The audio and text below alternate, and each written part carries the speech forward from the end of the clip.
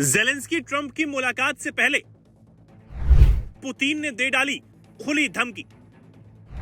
रूसी राष्ट्रपति Vladimir Putin ने यूक्रेन को साफ तौर पर चेतावनी दे दी है कि अगर वो शांति समझौते के लिए आगे नहीं आता है, वो नहीं मानता है, तो रूस अपने सभी लक्ष्य सैन्य ताकत के जरिए हासिल करेगा। यानी अब अपनी बोली से पुतिन ने यह साफ कर दिया है कि अगर यूक्रेन अब नहीं मानता है तो उसका खात्मा अब तय है। करीब 4 सालों से चला आ रहा यह युद्ध रुकने का तो नाम नहीं ले रहा, लेकिन अब यह लग रहा है कि युद्ध और ज्यादा भीषण और घातक होगा। रूसी समाचार एजेंसी तास की रिपोर्ट के मुताबिक पुतिन ने यूक्रेन को खुले तौर पर धमकी देते हुए कहा, अगर कीव की सरकार इस मुद्दे को शांतिपूर्ण ढंग से सुलझाना नहीं चाहती है तो हम विशेष सैन्य अभियान के तहत अपने सामने रखे गए सभी लक्ष्यों को सैन्य तरीकों से पूरा करेंगे। हम इस मामले को गौर से देख रहे हैं, लेकिन दुर्भाग्य से कीव शासन के नेता इस संघर्ष को शांतिपूर्ण ढंग से सुलझाने में कोई जल्दी नहीं दिखा रहे हैं।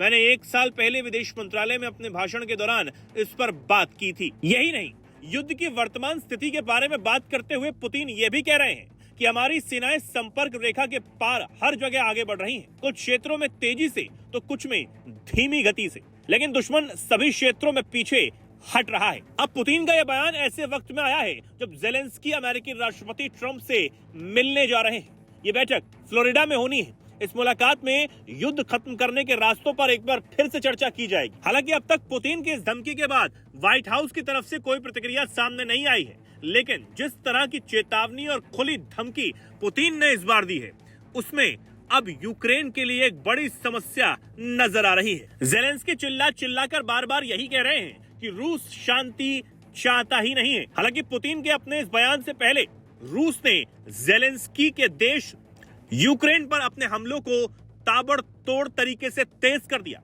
रूस ने यूक्रेन पर बड़े ड्रोन और मिसाइल हमले किए, जिसके बाद राष्ट्रपति व्लादिमीर जेलेंस्की ने यह कहा कि रूस के हमले ये बताते हैं कि वो युद्ध जारी रखना चाहते हैं, जबकि यूक्रेन शांति चाहता है। वहीं जेलेंस्की ने यह कहा कि अमेरिका ने यूक्रेन को सुरक्षा गारंटी देने के लिए 15 साल की अवधि वाला एक समझौता प्रस्तावित किया है, जिसे आगे चलकर बढ़ाया या रिन्यू किया जा सकता है। यूक्रेन को ये अवधि कम लगती है और हम चाहते हैं कि समझौता लंबे समय के लिए हो, ताकि देश की सुरक्षा लंबे समय तक बनी रहे, साथ ही रूस की किसी भी संभावित कार्रवाई से बचा जा सके। हालांकि अब पुतिन के तेवर ये बता रहे हैं कि रूस यूक्रेन को ही झुकाना चाहता है और रूस ये चाहता है कि यूक्रेन उसकी शर्तों पर माने। हालांकि अब यूक्रेनी राष्ट्रपति जेलेंस्की की जो मुलाकात ट्रंप से होने वाली है, उसमें क्या कुछ निकलकर सामने आता है, उस पर नजर बनी रहेगी। क्या ट्रंप इस बार इस युद्ध को सुलझाने के लिए यूक्रेन को मना लेंगे? क्या यूक्रेन की जो शर्त है कि 15 साल की सुरक्षा गारंटी, उसे बढ़ाया जाए और ये समझौता